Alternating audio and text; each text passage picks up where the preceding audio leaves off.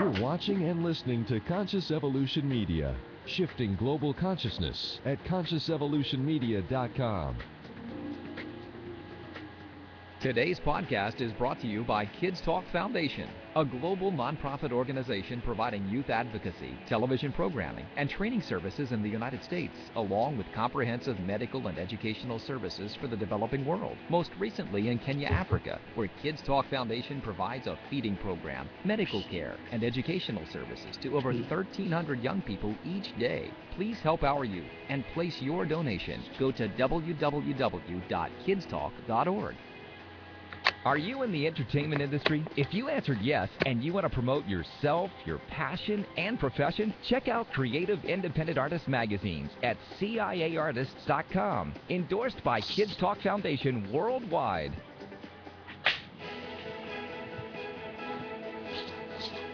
Welcome to Unopened Gifts, the weekly one-hour program dedicated to understanding the human potential that lies within us and the abundant life that lies before us.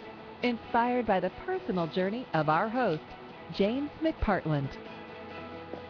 Yes, and feeling abundant and inspired. On this lovely Thursday afternoon, Orange County, California, welcome to this Thursday edition of Unopened Gifts. As they say on the commercial, I am your host, James McPartland, with an exciting guest for you today, a man who knows a little about coffins, and we're going to get to that in just a moment. But if you're coming back with us to the program, or you're visiting us for the first time, you know the purpose of this program, Unopened Gifts, is to provide a gift for you, the listener or the viewer, by virtue of the guests we have on the program, to hear something in the stories of the people that come on this program that will inspire you, or let's say light a torch of inspiration or enthusiasm to do something this year. And this still being January is a great time to tune in. Do something this year that you've always wanted to do. Open a gift, move your life forward, start a business, write a song, do something different that up to this point perhaps you haven't found the method, the tool, the time. If you listen to our guest, and particularly our guest today, I believe you'll hear some things that will help you move the ball forward in the game of life. And today you will not be disappointed. We are joined by Eric Coffin, who not too long ago was in the fetal position. He was kind enough to get out of bed, fight past the flu and some folks that weren't on staff today, to make his commitment. And life is all about meeting commitments, to be on the program with us. Eric joins us from the area of Los Angeles, California. He is a gentleman who is an expert in real estate, construction, I might say green construction, can give us some visibility on the mortgage market, and tell us a little bit about the arts, about marketing. He has an interesting creative flair for writing, painting, movies, as I say, the arts, and has built a thriving enterprise in a place and space that might be difficult to most. He's found a way to do it. He's overcome some obstacles to get there. So Eric, welcome. Nice to have you. Thank you. Pleasure to be on your show. Well, you look really good for a guy who not too long ago was looking at the thermometer, wondering if you can do it. So I appreciate you making the time. And, as we had a chance to spend a little time in preparation for the program, as I sort of like to reiterate on to the guests and to the folks that are tuned in is, what we look to hear from people like you is, what is it that you've overcome along the way that we can learn a little bit about and apply to ourselves, and perhaps ideally right after this program take a step into the direction of goals and dreams and things we hope can unfold in our lives. And you were kind enough to sort of with me sort of set aside the trophy aspects of having built a fulfilling and an abundant life, to say, I didn't wake up here on Success Mountain. There were some things I learned along the way. Tell us a little bit about the story.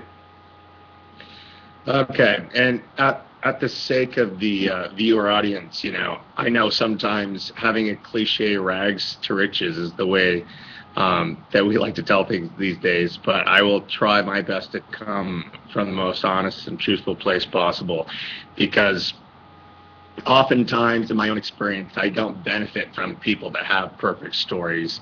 I can't relate to that myself. And I think one of the true testaments to being successful in life is sharing that in an honest way that's approachable for other people. I know when people give me this amazing image of themselves, I have a hard time being intimate with those people or being close to those people, because I don't relate. I relate to having a lot of character flaws. I relate to having and doing a lot of things the wrong way. And for whatever reason, that's who I am. And part of the joy of life for me, fortunately, has been being able to overcome those things. And I feel blessed to have overcome them. It's a gray area. I don't know why some of us do and some of us don't. I won't pretend to take credit for it. My story, when I was a child, I grew up with a schizophrenic mother. And that was in the 70s, early 70s and later 70s. And social welfare and those institutions weren't quite as savvy as they are today. So she went unmedicated for most of my childhood and would talk to people that weren't there and hallucinate. And, it was slightly abusive in certain aspects as far as my understanding of what the world was highly jaded. And for me, part of mental health and success is being in the world for what it is today. So I started pretty askew with my perspective of what reality truly is for me. We grew up very poor on welfare, had Thanksgivings where we got our food from the food bank, and I stood in lines with my mother for powdered milk and cheese. And we had a poor life, but childhood, I think, is magical for everybody. Certain aspects of it, and just the world's new, and we all grow up, no matter where we come from, with hope and inspiration, and it's so easy for us to absorb whatever we see, television shows or movies or becoming the president. And so I started with a pretty bright light by nature, and as I progressed in my life, and I became acquainted with shame and what I thought I should be like in life, I ran into some problems. As I was a young teenager, I got into trouble with the law, and I was driving myself to school in 7th grade and had stolen a car, and started getting into alcohol, and smoked a joint in 4th grade for the first time, and back then it was fun and rebellious, and I got attention for those things from friends, and looking back, I think I just wanted to be loved and liked by people. And I think through that misguided behavior, I actually achieved some of those things. However, as I got older, those translate into low self-esteem. I had a view of myself as being a pretty bad person, not worth a lot. I knew something was wrong with me. Anyone that participated in the behaviors that I did, I kind of felt like wasn't a great person, and I was kind of a bad apple. So as things progressed, I had some touches with success and some talents that I exercised at times, and I would see glimpses of light, but those were all swallowed up by alcohol and drugs. And not to go into too much detail on all of those things, I like to focus on the solution and give a little bit of my troubles and tribulations just so it's relatable to other people. I ended up getting help, and for me, the fact that I know I have character flaws, a lot of them, and my strength that I've learned is identifying those things, having an awareness for them, and understanding that that is a strength, to identify my weaknesses and to get help. And we live in this day and age where it's much more common and accepted to go out and get help. And the foundation, to me, of help can have some negative connotations to it, especially if you're a masculine man, and it's cool to thrive off of willpower and to solve all the problems yourself. To me, that didn't work. I was a little too damaged for that, and I did have a negative perspective of getting help once, and it took me a long time and a lot of barriers to break through to where I could really surrender, let go of my perception of things, and kind of be a blank canvas again, which is scary, because to do that you have to trust, and I did not have a trusting relationship with authorities and outside help at all. So I had to start over, and I had to go to the right people and places, and get help, and help is a very simple, basic. It's something where you have a problem, you go ask someone for help, and as simple as this may sound, and they help you and you get better. And why wouldn't anyone do that is beyond me, but that's with my perspective today. So I think it's a good time to pass it back to you. We can kind of go into some detail, or however you want to take this thing. Is that's kind of my story in a nutshell. So Eric, we in advance of the program, we had sent out the background on you, and we have folks that tuned in. I want to welcome some of the various stations that come in, and you and I are going to do a little bit of what I call speed dating here. I'm going to bomb you with a lot of questions that have come rolling in. So apparently either you've generated all these questions and sent to me under assumed names, or there's some people really interested in the program. I think it's people really interested in the program. There are folks here from Stickum Blog TV, Radio Receiver, Internet Radio, Radio Roku, New Media Radio, TV Stitcher, and many of the syndicated channels. So Eric, you've got quite a following. We've got some folks wanting to learn more about your gifts. So if you would, I'm going to do some rapid fire Q&A with you so that we can go through all the questions that have come through people. So if you're ready, we'll speak in sound bites, and you know what that's all about. Let me throw them at you. Great. Ready to play? I'll do my best. All right. Hopefully keep your fever down as this unfolds. So, as we sent out the information on you, you've built a business. You've got over 100 employees. You've got a culture and a philosophy. You're in the real estate game. It's over $3 million in annual revenues. And you just described as what's here is a guy that perhaps if you were in Las Vegas, no one would have bet that would have been the outcome. So one of the things, the question here is, you've asked for help.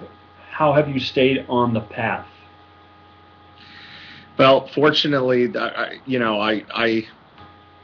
I'll answer that with several pieces of information. I'm one of those believers that getting older helps a little bit. I slowed down a little bit, and my life wasn't working. And when you go out into the world and try to force your own opinions and philosophies and they don't work, sometimes the first 3, 4, 5 years of that happening isn't quite enough. But after 15 years, you start to wake up, hopefully. And for me, I did. And I'm like, okay, I have no clue what I'm talking about. I need to come to terms with that. I also ended up getting married, having an unexpected pregnancy, and thank God that relationship to my benefit worked out very well, and I'm still in love and have a beautiful, happy family with 3 children. That gives me a lot of motivation and inspiration to give them a good life. My biggest fear is them not being provided for, and me not being a good father. So there's a lot of motivation to stay on track, and then I get outside help. I do things. I have a spiritual connection with God that I didn't have before. I'm not a big advocate of preaching spirituality, but I am an advocate of practicing it, and just going about with how I operate in life to kind of my actions. I like to speak louder than my words. I had a big problem with intention versus actions. When I considered myself unhealthy, my intentions were always good, my actions were not. And now, I've right-sized that. My actions are good, no matter what my intentions. So, all right, thank you for that. We're gonna take the next question. A guy who calls himself Little Stevie T from Denver, Colorado. So I don't know if you know little Stevie, but Little Stevie's is here. Little Stevie wants to know: do you have a favorite failure? Do I have a favorite failure? I do. And it's easy for me to say now. When I was in the darkness and in the cellar and in the basement of life, none of my failures were my favorite. They all hurt me. And it's easy now that I'm on top of the mountain to look down upon those failures and really be grateful for them, because the sweetness is so much sweeter. And any specific failure, I have to say, was my problem with drugs and alcohol. That back then looked to me as a failure, but it forced me to get the help and change in a way that, unless it was a really, really big failure, I wouldn't have changed. So that has probably been my saving grace, to be able to have a perspective of looking at those failures now as my greatest gifts, and the things that have taught me the most and have given me this beautiful life. The things that are kind of not big deals or not big failures for who I am don't really do enough to motivate me. I wish I could say different, but I usually need a pretty big ass kicking to change the ways of my life. I think we can all relate to that. I have several foot imprints on my derriere as well. A lot of it learning how to kick myself. Yeah. All right, so we have the lovely Barbara who's writing in, who writes that she very much relates to the journey you share, and hesitant, I guess, to I'm going to do a little paraphrasing here, or reading into the question, to reach to a human being just yet. Is there a book or books or resources that you could recommend that have helped you? Hi, Barbara. Yeah, I relate to where you're at. I don't have any books. I have a pretty, I'll say I'm busy enough to have a fairly scattered mind, and my recall for books that I've read and things are not great. But I do think, well, I will say, and I don't want to be a huge advocate for AA. That's not what this is about to me, but I read the big book of Alcoholics Anonymous, and that helped me a lot. The thing that helped me the most was not the books I read, it was how I read the books. I like to read books when I'm in a dark place, and I like to argue with everything I'm reading, and I like to think that I know better, and I like to think that there's an angle on everything, and I like to judge. The problem with all of those things and perspective is it makes me feel horrible when I'm judging, and I think there's an angle. So the biggest thing I could tell you is when you read these books, because there's a lot of them, I would go down to a bookstore, I'd look at the spine of the book and the back of the book, try to find something you relate to, forget about your own opinion. That's what I had to do, and just take as much as that information in there as you possibly can as fact, and not argue, and just as an adventure to explore the book that way and see how it affects you. And that would be my best advice for you. Excellent. Here's a person who's very interested in the real estate and construction game. So the question here is, why that category? I guess perhaps is part of the promotion material we set on was your artistic background. And what have you learned about yourself in this business? Why the construction and real estate industry? Like my whole life, fortunately for me, has been an artistic endeavor. And at a young age, at 19, I actually did open some businesses in marketing and sales. And at the age of 24, I got drawn heavily into the arts and didn't like business because it was all about money to me at that age. And I didn't like what that was doing to me. So I got heavily into the arts, was a painter for a long time, wrote some screenplays, did a little bit of directing. It's much easier to do a lot of partying as an artist as it is as a businessman for me. My wife and I had a little place in Santa Monica, and we sold it, and believe it or not, it was a very random thing where I wanted to get interested, or I wanted to find out more about flipping houses, and I went down to Barnes & Noble's.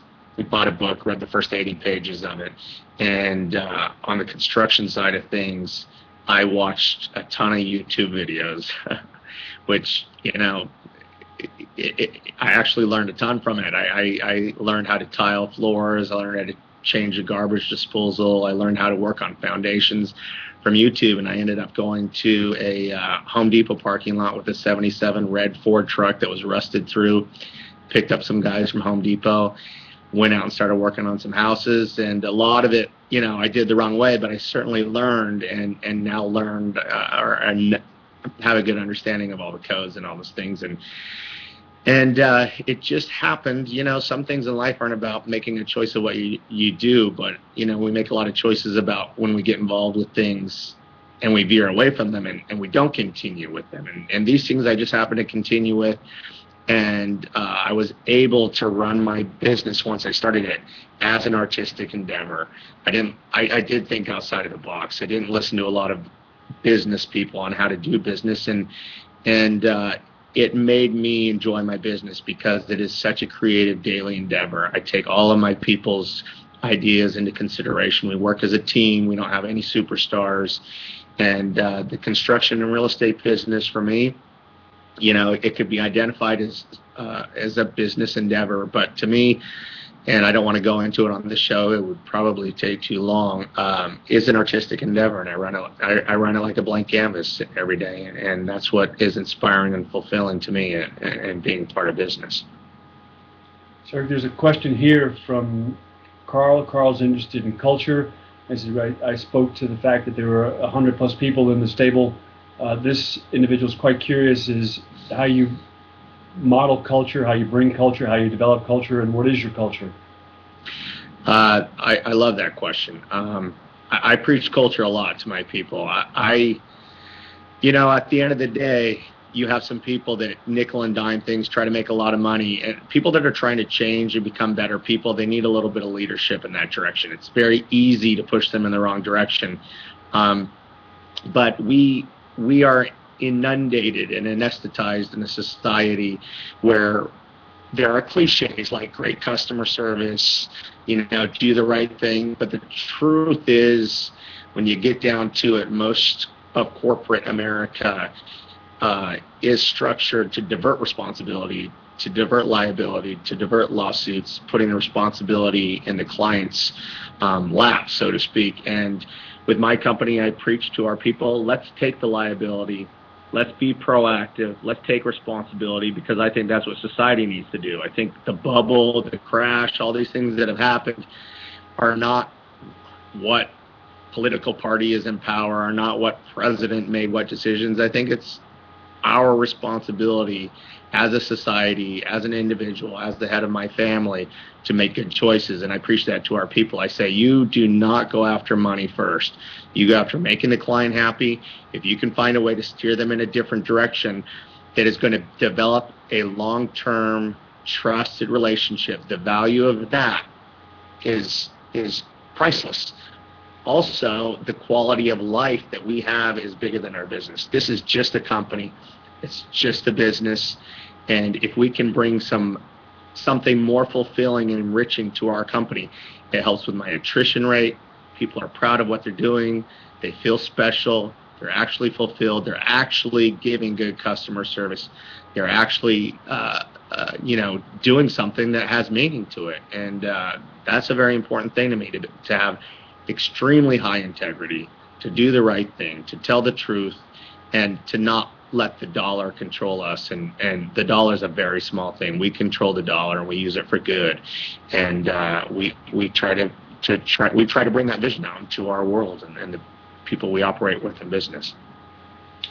So, Eric, you would appreciate this. Last night I had a conversation with a gentleman I have a great deal of respect for. He's accomplished in many ways. Yeah, I'd say physically, mentally, emotionally, spiritually. He's a fulfilled individual. We were talking about integrity, and I asked him his opinion on the subject, and we started talking about it, and he left me with something that I have to share with you, because I think you might, in fact, share it with others and take credit for it. And that is, integrity's like virginity. Once you lose it, it's gone forever. That's great. Seldom am I speechless, but I was speechless after that one. Well, all right, man. So you up for a few more questions here, because they're rolling in. This could be all from your staff out there in the hallway, or these are from... I don't even know. I don't think any of them know I'm on the show, because I was gone the whole day, and I just burrowed in here at the last minute. That would be great if they were that interested in what I'm doing right now. I would be very flattered. We will send them a copy of the podcast. But this one has to do with the question of balance. Obviously, you mentioned you're a father of 3 children. You've got a growing business. How do you straddle the two? It's difficult. Balance is difficult. I'm not one of those people to, it's so easy, another cliche statement to say, it's all about balance. It's all about balance. We wouldn't have to say that so much if it was so easy. And the truth is, I don't know. I think perspective helps with balance. I think perspective, how you look at what you're going through and how you interpret your life, is really what it's about. For me to achieve what is called balance in an ideal sense is impossible for me. I know, because I've tried it many times. What I had to do is come to terms with my life, who I am, what my flaws are, not try to get rid of them, understand them, and get help when I needed it. And also, to really wake up each morning and say, hey, I have a roof over my head. I have food in the refrigerator. I have a shop today. I have a chance today. I have a chance to do good things. That helps my balance more than anything. It's an old adage or adage to say, 99% of your life is your attitude. 1% is what happens to you. 99% is how you react to what happens to you. And as easy as that is said, once I feel like I was able to subscribe to that and do that, that's what gave me balance. It wasn't that I changed a lot in my world. There's going to be times where I don't get to spend as much time with my kids as I would like to, or my wife, and I rationalize and I justify, hey, I'm doing this right now so that in 2-3 years I can take a month-long vacation at a lake cabin with them and be close to them. And I have arrangements with my wife, and I'm talking more practically now, where I make sure I'm home for dinner 3 nights a week and on the weekends. I spend a lot of time with my kids in the morning, even if it's just cuddling in bed and watching cartoons. I'm there for 30 minutes or 60 minutes, and that's pretty easy, because I like to lay down and veg anyway, so it's pretty easy for me to wrap my arms around them and give them kisses, and to me that is quality time. Maybe someone else wouldn't interpret it as that, but it's difficult, but perspective is my answer. All right. So I don't know if this is a famous singer or a guest of an old TV show, but Otis from Ohio is here. And it could be Otis Day in the nights or Otis Night in the days, but nonetheless, we have Otis from Ohio. Otis, thanks for rolling in. Ready. It could be the man sitting on the dock of the bay, the frozen bay, if he's in Ohio. Otis, thanks for the question. This has to do with, make sure I can read this accurately, mentors. Yeah. Are there mentors in your life or heroes in that regard? Yeah, and not in the practical sense, but I believe in mentorship. I believe in heroes. I believe, I use the movies as my heroes. My testament to a good movie is I come out of it feeling like I related to that hero character.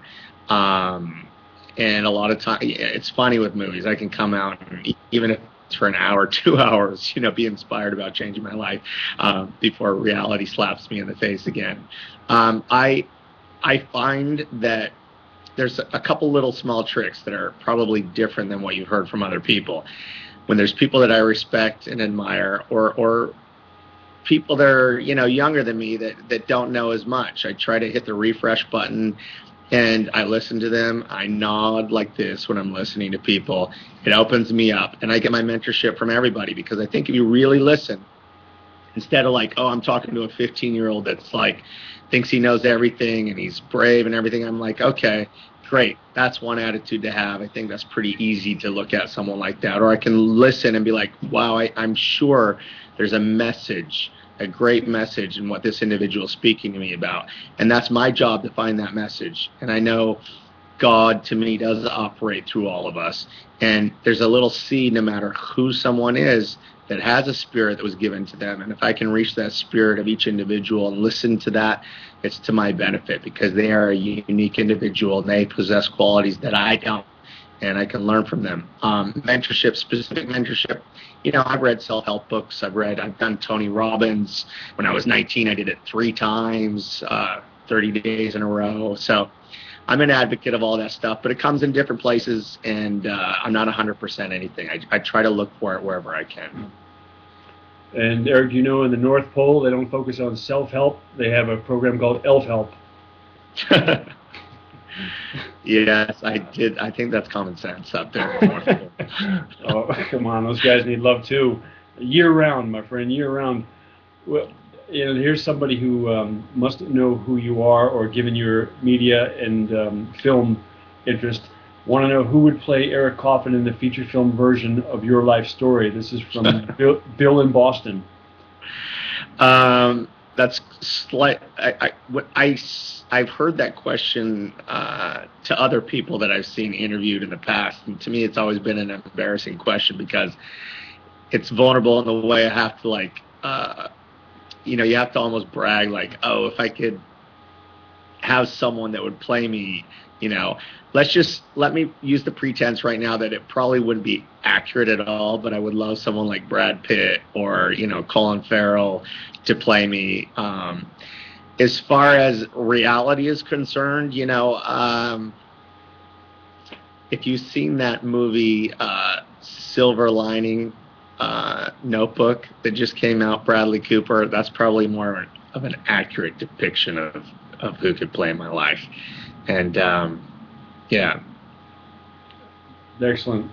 So you weren't going to go extreme like a impersonator, a male version of Lady Gaga, or somebody more artistic. That's good to know. So here's one of somebody who's a recent recipient of my book.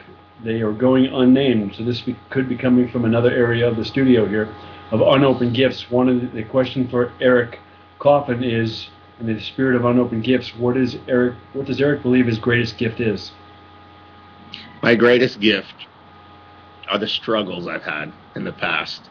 And the reason I say this is because my philosophy today, and what gives me a lot of happiness and fulfillment and makes me light in the shoulders and free and no monkeys jumping on my back, is the gift of being able to help others. And in the beginning, when I was trying to help others, I came from such a bad place. I had no self-value, no self-worth, and my question to myself was, like, how can I help anybody else? I have nothing to help anybody else. Who wants what I have?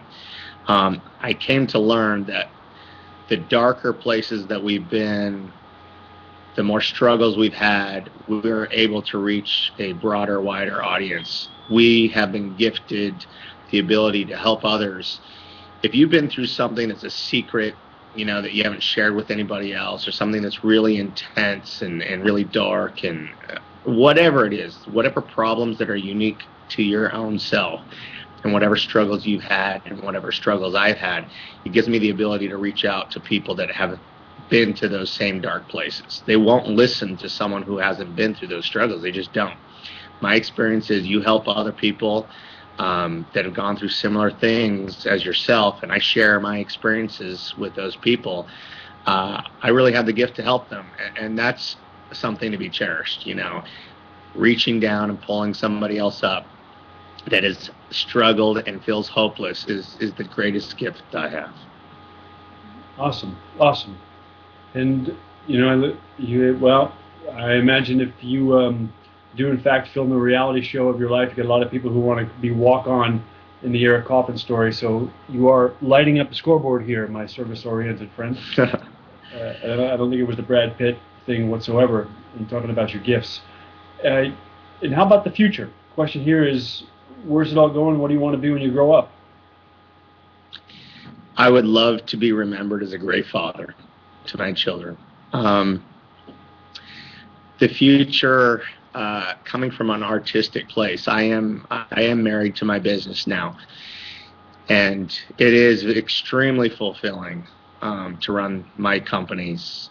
And it's fulfilling, has nothing to do with business. Business to me is intrinsic, money's intrinsic, and it's what energy we bring to those entities that matters. And from an artistic view and an artistic standpoint, going forward in the future is to keep the canvas blank, pick up that paintbrush every day, open a different color of paint, start smearing it on the canvas, and creating. Creating is such a fulfilling thing, to think outside of the box, not to mimic other businesses necessarily. I mean, there's certain things that I do emulate in other companies that I don't want to reinvent the wheel with. But going forward, I'm inspired by big things. I really am. I'm inspired by creating consistently every day, and not getting to a place of plateau and to not coasting. I like to wake up every day and right now coming in and trying to make some of my key people extremely successful so I can point to them and say, hey, look at these guys, and do that for as many people as possible is an inspiration for me. I never look at money. Obviously, you have to pay attention to it, but to me, it's about creation, doing good work for other people, helping the people on my staff, helping them become more educated, helping them feel valued, and I will be taken care of. And right now, we've opened several offices in the last few weeks, in different cities, and we have a lot of amazing things happening that are beyond my wildest dreams. Well, it looks like it's time to drop an F-bomb on you, Eric. Happened many times before. Wouldn't be the first, huh? On syndicated talk show. But this one from Fred, who has the courage to ask, must be something that's gripping him and certainly gets all of us, is how do you overcome fear? That's a great question. Fear is such a staple in all of our lives. I don't believe in getting rid of fear. Again, there are certain cliches I subscribe to that have helped me, and courage is the ability to walk through fear. And for me, by nature, and I can't say other people are. You have to know who you are, and you have to be true to who you are. So sometimes you listen to someone like me, and what I say is not what will work for you, but you can relate to it enough and then do the work to find out that what does work for you. For me, I went out and did a lot of things that I was afraid of. I was attracted to doing the things that I was afraid of because I was so afraid. I was so scared. I had such low self-esteem. I had such shame that it was gripping, and it had put me behind bars, and I wanted freedom. When I drank, I wanted freedom. I didn't want inhibitions. I wanted to feel freedom, and I never felt that. So I did some crazy things. I'm a horrible singer. I have probably the worst voice of anyone I've ever heard on this planet. I went and took an opera singing class at a city college in front of 50 people. I sang in front of them, and these were great singers, and I was so embarrassed and humiliated. I actually did a 360 trying to escape their viewership. I turned around and was singing to the back of the room, and continued on through the spin and realized I'd just done a 360 because I was so scared. But I wouldn't recommend that for everybody, especially for the other students. But I pursued things that I was afraid of. And I also made sure that I had some kind of connection or contact with other people going through similar things, and I needed to hear about other people going through their fears. If I was doing it all by myself, it became overwhelming. I'd put my life under a microscope, and it was a burden. But when I heard other people talking about how afraid they were, going through things, that helped give me a lot of courage to hear other people's fears and how they dealt with them. So I hope that helps you in some way. Nice. And I guess what would help a person overcome fear is the fear that you'd sing to them if they didn't get in the direction they really wanted to go. Yes. That would be it. Yeah, all right. So you actually music. Well, and maybe this looks like this question from Gloria stays in the vein of fear, and that is, you guys will be gone in a matter of moments. What can I do to move forward today? And maybe if we, read into that question a little bit, are there action steps you think you'd suggest, things that people can do to advance the ball in life? Absolutely, and you hit the key words, actions and steps. That's the more difficult thing for me. The fears is not so difficult. It's not doing anything because of my fears is the thing I had to overcome. Taking actions. I think you'll find you have a lot of courage. I think you'll find you're a much stronger person than you think. But when we're in paralysis and we're sitting in the house by ourselves and we're not moving or doing anything that isn't even related to that thing that we're in fear of, we're just doing nothing. That I use several methods. I wasn't good at prayer. I started praying. I I didn't care if I believed in God or not. I just took the adventurous step forward to sit down at the edge of my bed as an adventure with an open mind. I said a prayer to God, and I said, God, please give me the courage to tackle my dreams. Please give me the courage to go after the life that I know I deserve. And to do that, I had to develop a new relationship with God. I had to come up with a new definition of who my God was, someone I could be intimate with, because the God I had a definition of earlier in my life was one that I was afraid of, one that I thought was disappointed in me. I thought I was being punished by God, and I had to acquire faith. I had to acquire that, and that's a difficult thing. I don't know how. I will not pretend to say I know how to instill faith in others. I would say you have to keep your hope alive. You have to get defined about your dreams and goals, and get to a point where that outweighs your fear. That moves you to action. So, action's the key. Your feelings are not facts. How you feel, feeling afraid, is not a fact. Your actions are the things that matter, and you need to disregard your thoughts sometimes when it's appropriate. I need to disregard my feelings and say, okay, this is just a feeling. I need to take an action. I don't think myself into the right feelings. I don't think myself into the right actions. I act my way into the right feelings. I act my way into the right thoughts. A lot of what you touch on, Eric, is you sort of transform your thought process or interpretations, and maybe the labels that we put on things. I think what you've given us some clarity around is how we can shift that paradigm of how we see something, which is a mental construct, which is a story, to go from disempowering to empowering. If we recognize that we possess that ability, that sounds like that's been a big part of your own transformation, was the ability to shift how you looked at things. Yeah, shifting how I looked at. That's the result, of a lot of work. And again, I don't want to discredit anybody out there that's tried these things and failed at them, because it is easier said than done to shift that paradigm. But that is what actually takes place. For me, I had to do the work, and it's hard to identify what work it is that you have to do. But I can't emphasize enough, whatever help it is, we need help as human beings. We need to ask for help. There's no reason to do it alone. And that takes some courage. That takes courage to ask for help, to step out of the confines of judging ourselves as a failure for asking for help. That's our job, to get rid of those negative connotations. It's our job to say, hey, me asking for help, me admitting fault, me admitting to my character defects is an act of courage.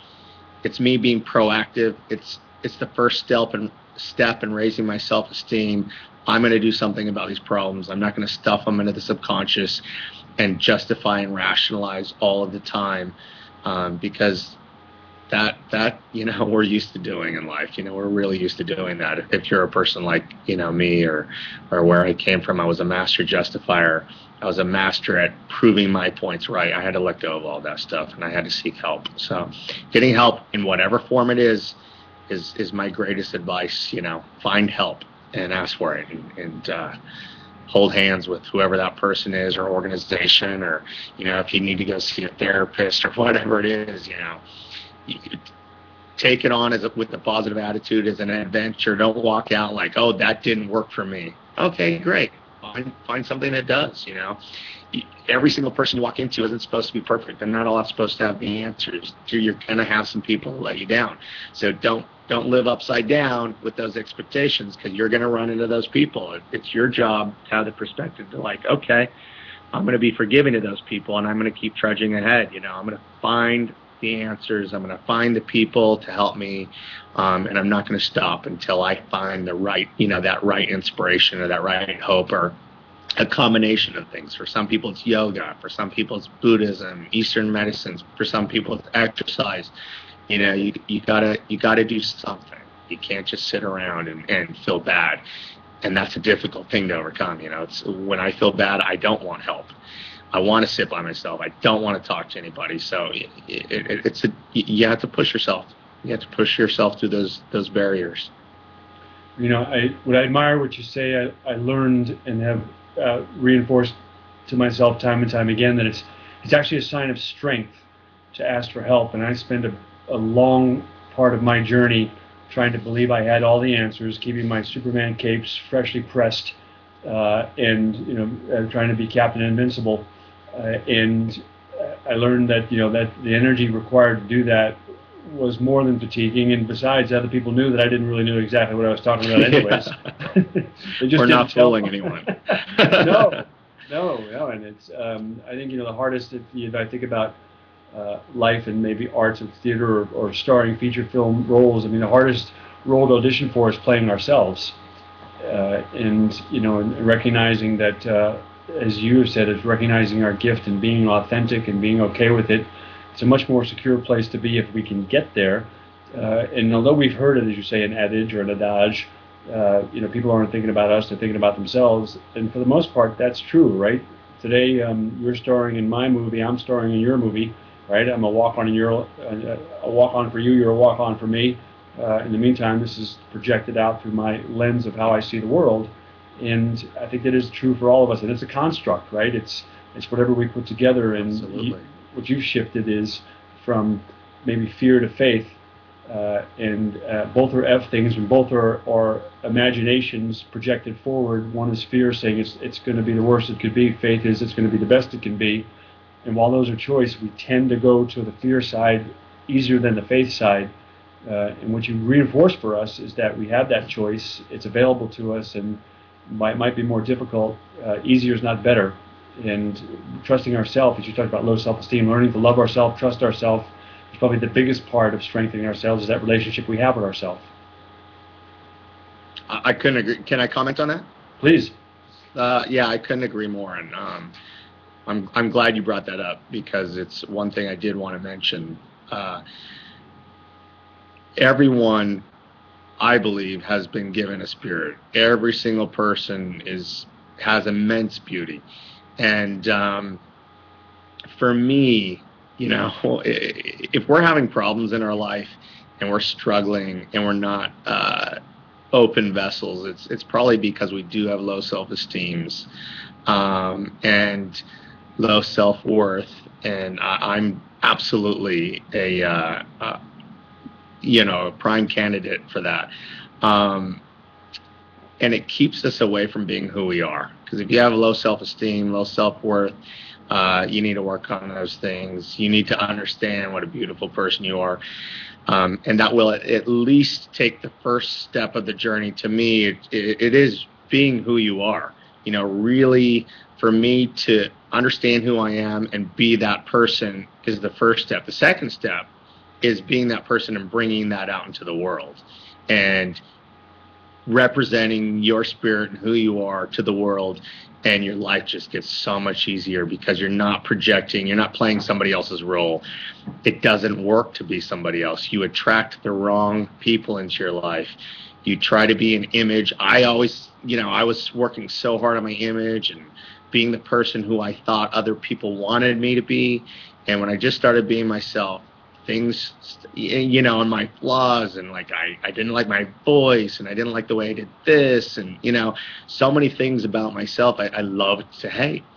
And when I just started accepting and embracing myself, which takes time, and representing who I am out in the world, speaking what was on my mind, saying no to things that I didn't agree with, defending those who I believed in, and really speaking out, I started to attract all the people that were meant to be in my life.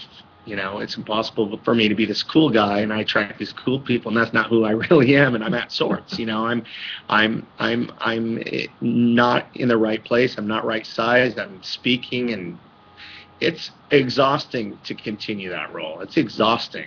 When I'm myself, it's easy. I go where the love is. Those types of people who love who I am and I love who they are, I'm embraced, and I have a beautiful life, and I come up with natural good ideas, and I pursue the right thing. So I highly encourage you to be who you are. And I know we hear that since we're toddlers, but it's really true. It's one of those things that as we peel the layers of the onion, we really start to discover what that really is and actually is. And that's been my greatest journey, is to finally be who I am, and bring all those other crazy people into my life that I love, those kinds of people that I love, and to support me.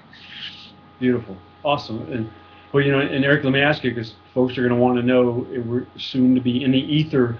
You can get back to flu medicine, and folks get on to hopefully taking something from this journey today of the gifts you've given us. But if people want to find out more about the things you're doing, how do people navigate the web and find you?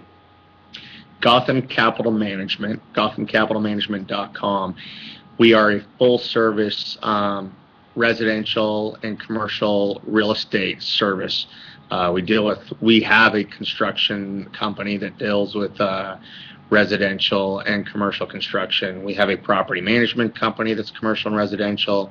We have a real estate company that's commercial and residential.